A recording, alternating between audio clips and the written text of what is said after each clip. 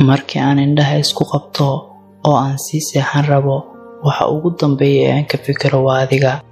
Markii aan hurdada ka soo kaco oo aan indhaha kala furo, waxa ugu horreeya ee aan ka fikiro waa adiga. Markii aan damco inaan wax cuno, waxa ugu badan oo qalbigayga ku soo laabta waa adiga.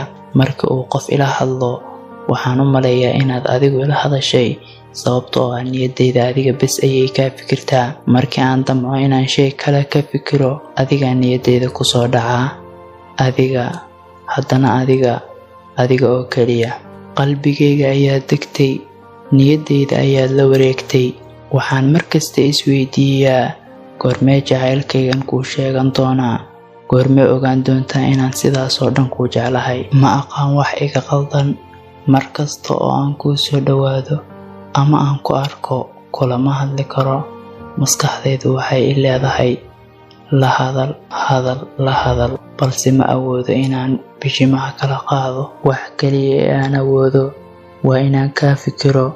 Waxay ii noqotay caado inaan markasta adiga kaa fikiro. Ilaahay baa ii gargaari karaa. Wax aan sameeyo ma aqaan.